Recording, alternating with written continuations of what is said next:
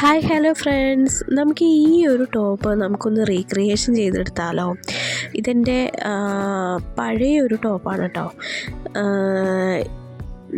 ഇതായിരുന്നു നമ്മുടെ final look. ചെയ്ത് കഴിഞ്ഞപ്പോൾ നല്ല കിടുക്കാച്ചയായിട്ടുണ്ടായിരുന്നു. അപ്പോൾ ഇതെങ്ങനെ ചെയ്യേണ്ടതെന്ന് നോക്കാം.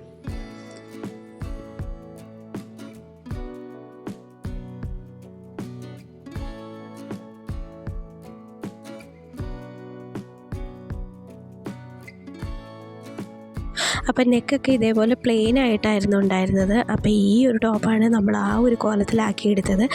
ഇത് ശരിക്കും പറഞ്ഞിട്ടുണ്ടെങ്കിൽ നമുക്കിതിൽ ആവശ്യമില്ല. നമ്മൾ സ്റ്റിച്ചഡ് ടോപ്പല്ലേ, സ്റ്റിച്ചഡ് ടോപ്പിൽ നമുക്ക് അത് വെച്ചിട്ട് ചെയ്യാൻ പറ്റത്തില്ല കേട്ടോ. ഫ്രെയിം വെച്ച് ചെയ്യാൻ പറ്റില്ല. സാധാ നോർമലി കയ്യിൽ വെച്ച് തന്നെ ചെയ്യാൻ പറ്റത്തുള്ളൂ. കാരണം ഫ്രെയിം ടക്ക് ചെയ്യാൻ പറ്റത്തില്ല. അപ്പോൾ നമുക്ക് മാർക്ക് ചെയ്ത് കൊടുക്കാം. ഇത് B7000 എന്ന് പറഞ്ഞിട്ടൊരു ഗ്ലൂ ആണ് കേട്ടോ.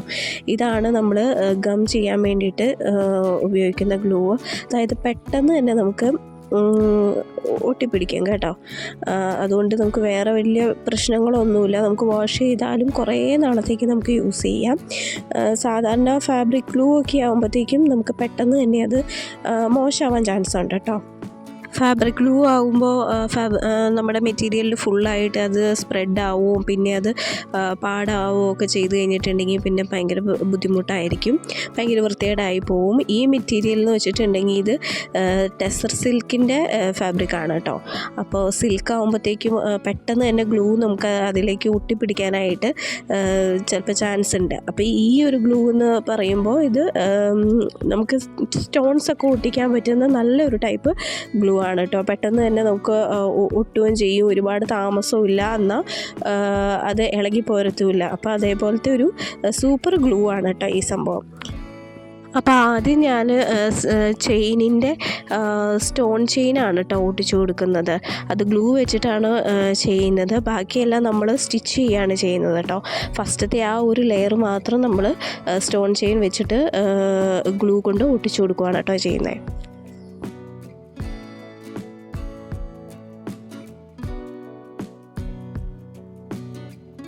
ഇത് തുടക്കക്കാർക്കൊക്കെ, അതായത് സ്റ്റാർട്ടിങ്ങിലെ നമുക്ക് ഹാൻഡ് വർക്ക് ഒന്നും ചെയ്യാൻ അറിയത്തില്ല എന്നുള്ളവർക്കൊക്കെ വേണ്ടിയിട്ടുള്ള ഒരു സിമ്പിൾ പാറ്റേൺ ആണ് കേട്ടോ. സിമ്പിൾ ആൻഡ് എലഗൻറ്റ്, പക്ഷെ കാണാൻ ചെയ്ത് കഴിഞ്ഞിട്ടുണ്ടെങ്കിൽ നല്ല വൃത്തി ഉണ്ടാവും. ഒരു കുഞ്ഞു പാർട്ടി വെയറൊക്കെ ആയിട്ട് യൂസ് ചെയ്യാൻ പറ്റുന്ന ടൈപ്പിലുള്ള പാറ്റേണും കൂടിയാണ് കേട്ടോ. അപ്പോൾ എല്ലാവർക്കും ഈസി ആയിട്ട് ഇത് ചെയ്തെടുക്കാം. അപ്പോൾ അതിന് വേണ്ടിയിട്ട് നമ്മൾ മാർക്ക് ചെയ്യുകയാണ് കേട്ടോ. അത് 1.5 ഇഞ്ച് 1 ഇഞ്ച് വെച്ചിട്ട് ഗ്യാപ്പ് ഇട്ടിട്ടാണ് കേട്ടോ ഞാൻ മാർക്ക് ചെയ്ത് കൊടുക്കുന്നത്.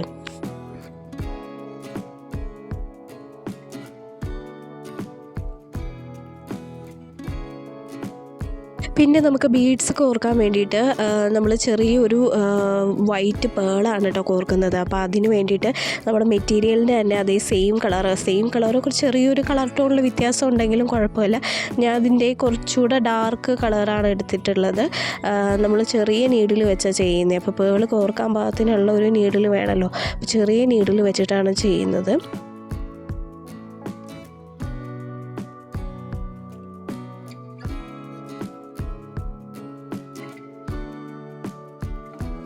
അപ്പോൾ നമ്മൾ നീഡിൽ കോർത്തെടുത്തു. അതിന് ശേഷം അതിൻ്റെ സെൻറ്ററിൽ ആ ഗ്യാപ്പിലൂടെ ഒരു 1.5 ഇഞ്ചിൻ്റെ ലൈൻ ആദ്യം സ്ട്രെയിറ്റിൽ വരച്ചു കൊടുക്കുകയാണ് കേട്ടോ. അതിൻ്റെ അപ്പുറവും അതിൻ്റെ ഒരു ചെറിയ കുഞ്ഞ് ലൈനും കൂടെ നമ്മൾ വരയ്ക്കാണ്ട്, അതായത് ഒരു ലീഫിൻ്റെയൊക്കെ ഒരു ചെറിയൊരു ഷേപ്പ് പോലെ നമുക്ക് വരച്ചെടുക്കാറുണ്ട് കേട്ടോ. ലീഫിൻ്റെ എന്ന് പറയാൻ പറ്റില്ല, ഒരു ബ്രാഞ്ചിൻ്റെയൊക്കെ ഒരു ഷേപ്പ് പോലെ നമുക്ക് വരച്ചാക്കാനുണ്ട്.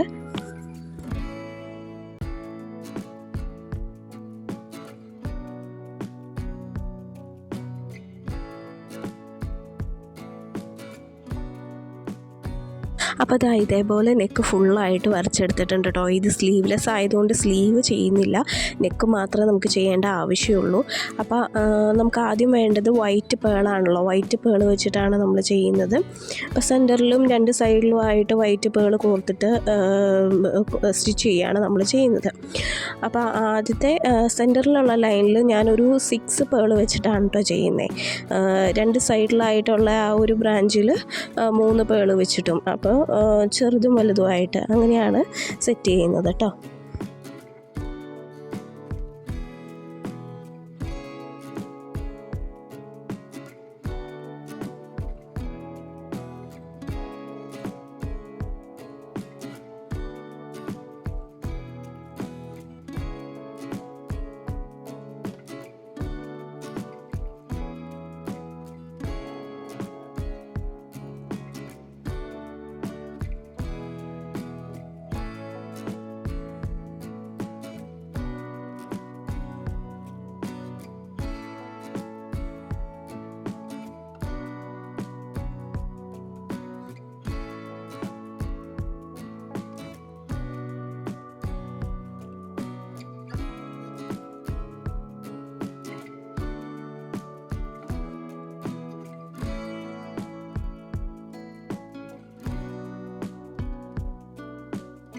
ഇതാ അപ്പോൾ ഇത്രയും നമ്മൾ ചെയ്തെടുത്തിട്ടുണ്ട്. ഇത്രയും ചെയ്തപ്പോഴത്തേക്കും തന്നെ ആ വൈറ്റ് പേളും ഈ ഒരു കളറിൽ നല്ല സ്യൂട്ടബിൾ ആയിരുന്നു കേട്ടോ.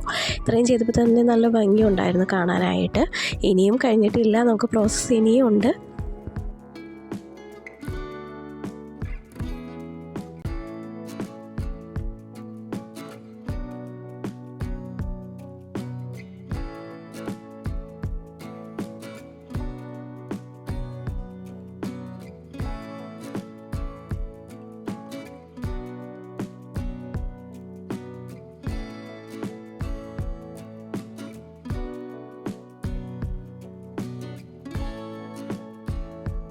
അപ്പോൾ അത് വൈറ്റ് പേൾ നമ്മൾ ഫുള്ള് കംപ്ലീറ്റ് ആയിട്ട് ചെയ്ത് കഴിഞ്ഞു കേട്ടോ.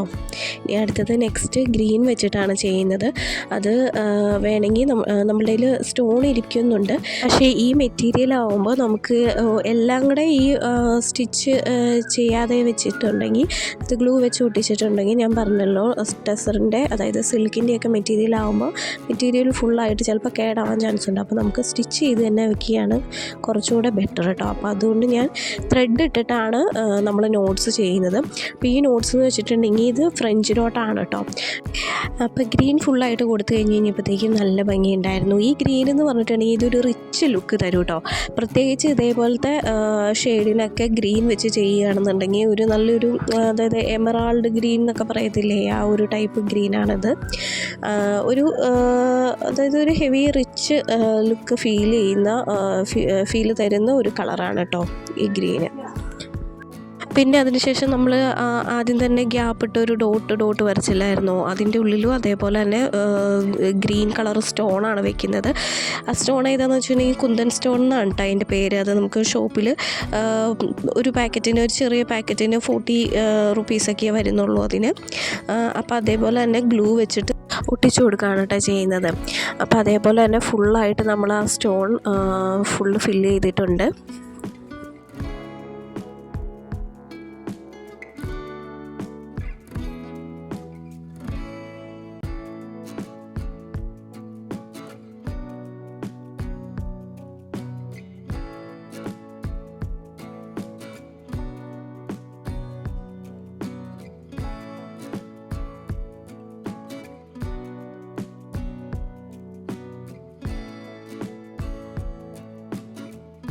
അപ്പോൾ ഇതാണ് കേട്ടോ നമ്മൾ ചെയ്ത ഹാൻഡ് വർക്കിൻ്റെ ഫൈനൽ ലുക്ക് എന്ന് പറഞ്ഞാൽ. എനിക്കെന്തായാലും ഒത്തിരി ഇഷ്ടമായി.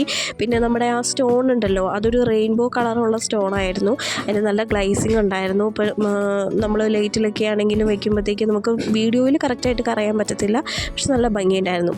പിന്നെ ഇത് ഞാൻ ചെയ്തിട്ടുള്ളൊരു ബ്ലൗസാണ് കേട്ടോ, സാരിയുടെ ബ്ലൗസാണ്.